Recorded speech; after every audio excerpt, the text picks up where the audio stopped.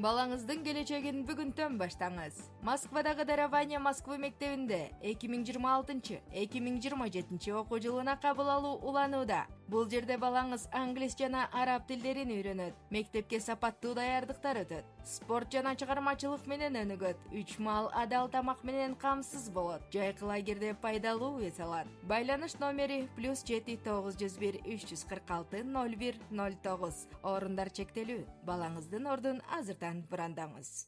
Саламатсыздарбы? Эфирде жаңылыктар түрмөгү каналга катталып, маалыматтарды биринчилерден болуп угуңуз бүгүнкү чыгарылышта. 43 700 мигрант депортацияланды. Орусияда көзөмөл дагы күчөдү. Тажикстанда катуу чектөө. Радикалдар Орусияга ооп жатабы?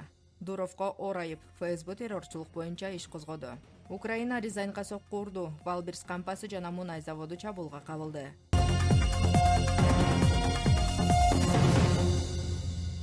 Россиянын мамлекеттик думасынын төрагасы Вячеслав Володин 2026 жылдын биринчи жарым жылдыгында Россиянын мыйзамдарын бузган 43 700 чет өлкөлүк жаран өлкөдөн депортацияланганын билдирди. Анын айтымында бул көрсөткүч 2025 жылдын ушул эле мезгилине салыштырмалуу 65,5%га жогору болуп, миграциялык мыйзамдардын аткарылышына көзөмөл кыйла күчөгөнүн көрсөтөт. Ошондой эле Володин пленардык жыйында Россиянын эмгек министрлигинин миграциялык саясатын сынга алды. Ал министрлик тарабынан квотасыз иштөөгө уруксат берилген кесиптердин тизмеси боюнча суроолор бар экенин айтып, бул багыттагы чечимдерди кайрадан карап чыгуу зарылдыгын белгиледи.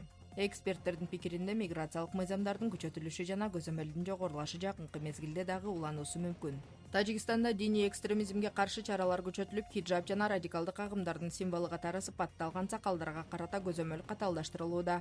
Бул көрүнүштөн кийин социалдык тармактарда айрым радикал көз караштагы адамдар башка өлкөлөргө, анын ичинде Орусияга кетүүгө аракет кылышы мүмкүн деген талкуулар күчөдү. Россиялык саясатчы жана журналист Андрей Медведев Борбор Азия өлкөлөрү радикалдык диний символдорго каршы мыйзамдарды кабыл алып жатканын айтып, мындай саясаттан качкан адамдар Орусияны тандашы мүмкүн деген жеке пикирин билдирди.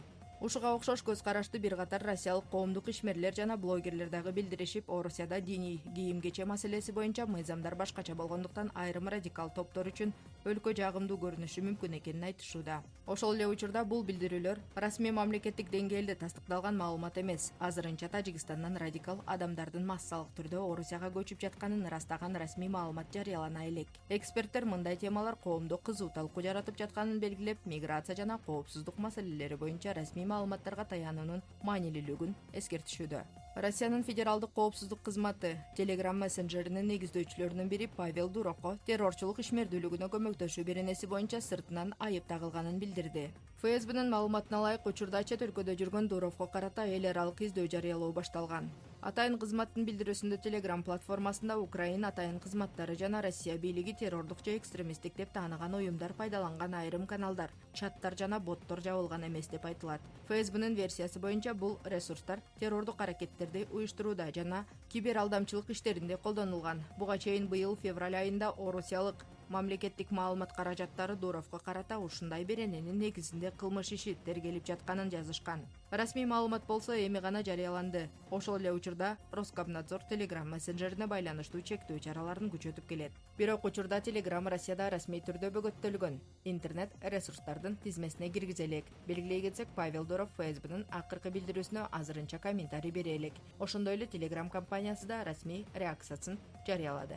Украинанын учкучсуз учактары 29 июль күнү таңгамал Орусиянын Рязань облусуна чабуул жасады. Бул тууралуу аймактын губернатору Павел Малков билдирди. Анын айтымында учкучсуз учактардын сыныктары өнөр жай аймактарына түшүп, бир нече жерде өрт чыккан. Алдын ала маалымат боюнча 6 адам жаракат алып ооруканага жеткирилген. Дарыгерлер алардын өмүрүнө коркунуч жок экенин билдиришти. Маалыматтарга караганда чабуулдун буталарынын бири Тюшева айылындагы Рязанский индустриалдык паркында жайгашкан Валберс компаниясынын ири сортто комплекси болгон. Окуядан кийин компания кызматкерлери эвакуацияланып, кампадагы товарларды убактылуу сатуудан алып салганын маалымдады. Ошондой эле маалымат булактары Рязандагы Роснефть мунай иштетүүчү заводунун аймагында да өрт чыкканын билдиришүүдө.